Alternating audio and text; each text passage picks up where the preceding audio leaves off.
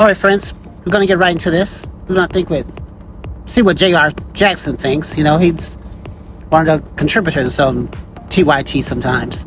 So yeah, let's get right into it. Yeah, right into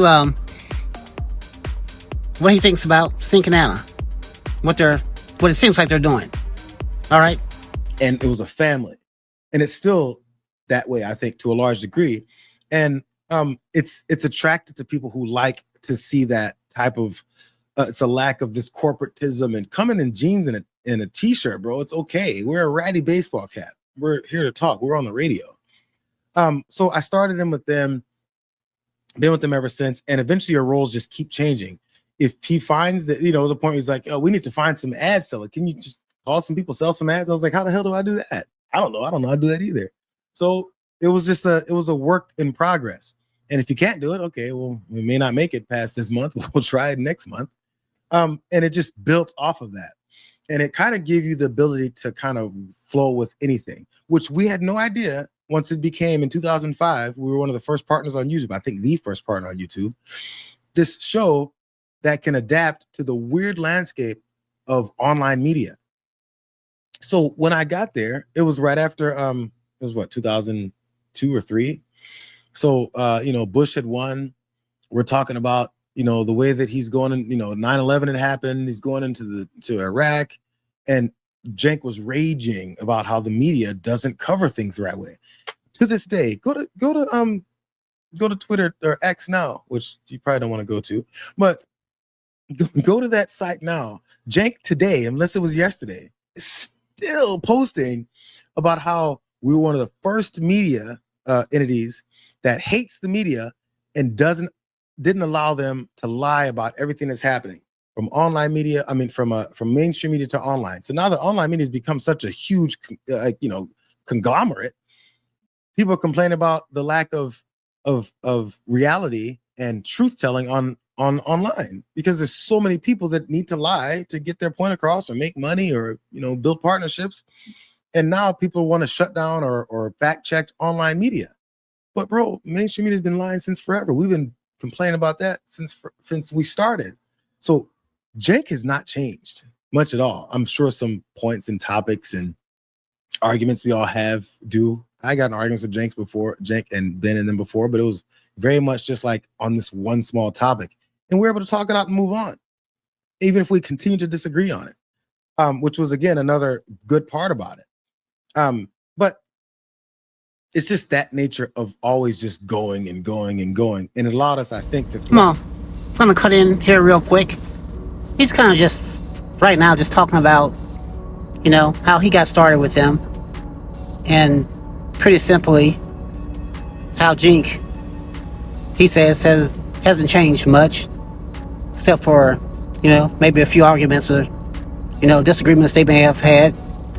But how Cenk criticized mainstream and online media before this, but now he's not really criticizing all of online media, though. He's criticizing what used to be, supposed to be, his own side, the left. That's where the conflict is, you know. It's one thing to criticize the media, because they do deserve it. The righties online, and the righties in mainstream, and even to some degree, of course, the lefties are on side. They do deserve some criticism, because they're kind of doing what Cenk and Anna are doing a little bit. But I'll let you get back into it and take another look at another clip here real quick. If you approach, like, again, I said Charlie Kirk's people reached out and they want to debate. They always want to do that stuff like that. And I'm not saying specifically Charlie Kirk's people, but just people like that, because it's a generator for views and money. So, so there's a way that you could come in as having your perspective without the assumption that the person you're going to go and talk to that disagrees with you wants to destroy the country. That is the main conflict. Every time anybody has these conversations where you have a differing opinion about the way to go forward with the country, the thought is always, but you want to do this because your actual hidden intention is to destroy this country. That's always it. so that there can be this level of anger at the other person. So that then the mindset of the people who support you because they like your points of view, or maybe you said something that was smart enough or agreeable enough that they were like, anything that person says, I'm on board with. And then when they go into one of these disagreements and says, yeah, you guys just like these policies because you hate America. You're like, okay, that's the basis for our argument now. Is now each person has to disprove that they hate America, but then also prove that the other one hates America. That's the only thing we're arguing about. We're no longer arguing about how we're going to get minimum wage up. How are people going to have higher wages? Because if we say, no one says, I want the American people to make 25 cents an hour. Conservatives don't say that either. What they say is that, we just got to give all of our money to rich people, and eventually they'll give us higher wages if you work hard enough. And generally, leftists will say, well, listen, the rich people got tons of money. How about we make them pay us? That's all it is. That's the only difference. We all want people to have more money from this level. Of course, the folks that have all the money, they all agree, whether they're lib-leaning or right-leaning, they all want to keep their money. So they just have different ways of making sure people aren't coming for their money. And then so we're fighting amongst ourselves over things that have nothing to do with money. Did you know that in Omaha, there was a transgender girl that ran track?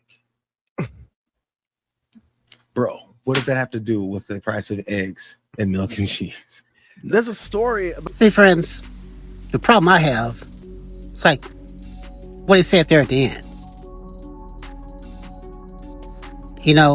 How do you move forward with people who are using things taken way out of proportion? Like, one transgender person coming to one school for 15 minutes, maybe, reading a book to a few kids,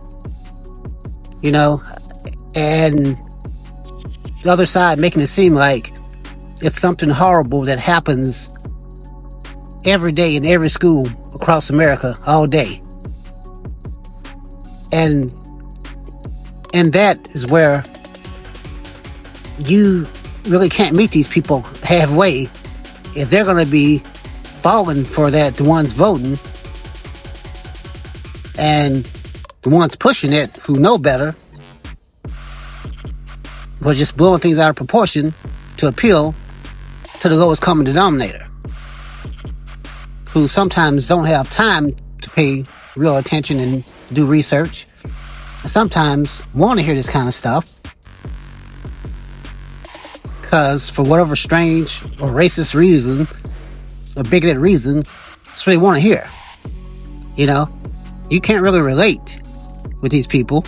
You can try, and to be honest, you go into a bar, and for a few minutes, you can get these people to see you're talking to, someone that's on the other side. And sometimes you can get them to see that, oh, yeah, that really doesn't make sense, does it? The crazy stuff I heard on right-wing talk. But most people are simple. And 90% of this person's life, they're going to be hanging out. If you go to a bar, you're from Southern California, you go to a bar in Mobile, Alabama, and you're talking to some guy in there, and you're getting along, and, he brings up politics, because I definitely would not, especially in that area. and you have to go along with it, and you get him to see, okay. But then, most people are simple, and he's just going to be, 90% of the time, he's going to be around other moronic right-wingers, and he's going to fall right back into the same track. So it's almost futile. Disappointingly. And Anna and Cenk, they know better to even cater a little bit to these the right-wing media, like Glenn Beck and stuff like that. Once you dip your toe in a little bit, you're going to dip your toe in more. The money's going to be looking good. The bigger problem is that if there was a way, you think they would pay attention, because for instance, after Obama won, they didn't try to change, the next day, they instantly started working on their plan. to mislead the country even more. They didn't take an introspective look and say, hey, maybe I shouldn't be doing, maybe we're doing something wrong. You know? They didn't do what the left is doing. They instantly went to, okay, how do we make sure that these people either can't vote or their vote doesn't count? So we got to come up with even more ways to, to mess up the voting process for these people, And for these people, that means anyone who votes or may vote on the left. So they came up with all kinds of ways, all kinds of new ways to suppress the vote. And you may not want to believe it, but they have several different ways to suppress the vote. The voter suppression is their number one thing. And they've been working on this even before Obama won. They just have taken it to different levels every year of how to suppress the vote. Simple things of not having water at the polls, cutting off early voting, closing the polls early, gerrymandering in so many different kind of ways. Putting one drop box in each county. Counties that have millions and millions of people. You got one drop box. Really? Come on. Anyone who really cares about the process, the election process, and wanted more people to vote wouldn't be doing that. That should tell you right there. The last thing Republicans want is more people to vote, especially more anyone who's possibly going to vote against them. But anyway, that's my rant. That's my rant for the day. Jayar is being... He's kind of trying to be in the middle of the road. I understand why. As far as Anna and Cenk go, he still works with him, I guess. But anyone looking upon this sees with their own eyes that they're definitely kind of switching, especially Anna. And it's unfortunate. But that's all I have for you today. Thanks for watching.